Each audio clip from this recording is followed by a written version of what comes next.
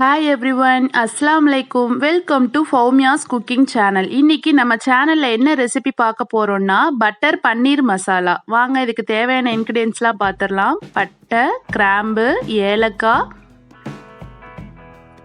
200 gram பன்னீர், 3 தக்காளி, 3 பெரிய வெங்காயம்,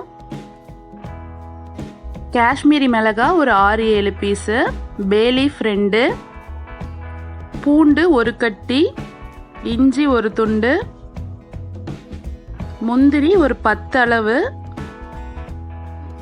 கஸ்தூரி மெத்தி 1 டீஸ்பூன், கரம் மசாலா 1 டீஸ்பூன், மல்லித்தூள் 1 டீஸ்பூன், பட்டர் ஒரு 3 டேபிள் ஸ்பூன்.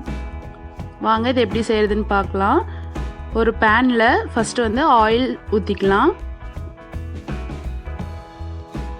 ஆயில் நல்லா ஹீட் ஆனதுக்கப்புறம் நம்ம எடுத்து வச்சுருக்க இஞ்சி பூண்டை வந்து நல்லா வணக்கி விட்டுக்கலாம். இது ரா ஸ்மெல் போகிற அளவுக்கு நல்லா வணக்கி விட்டுக்கோங்க.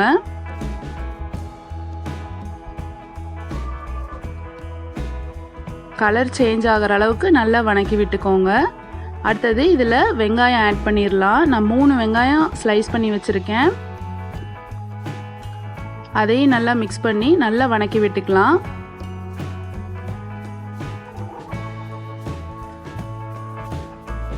இது நல்லா வணங்கினதுக்கு அப்புறமா இதில் வந்து மிளகாய் ஆட் பண்ணிக்கலாம்.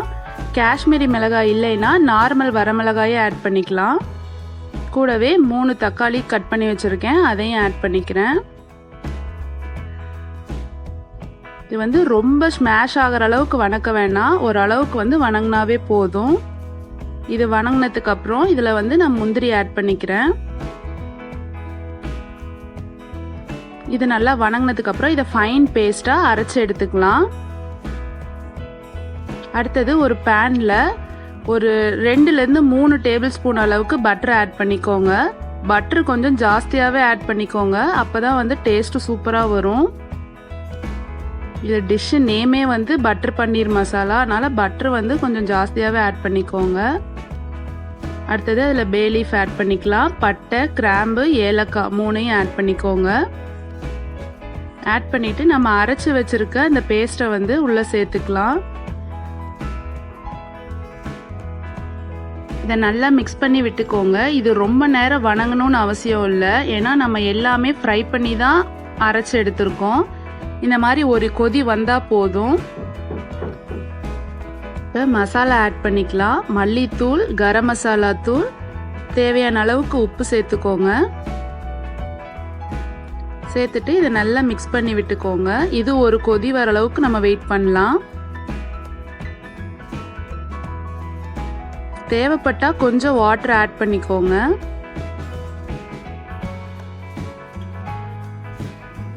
இது வந்து அப்படியே கொஞ்சம் கலர் சேஞ்ச் ஆகி ரெட் கலர்ல வரும்.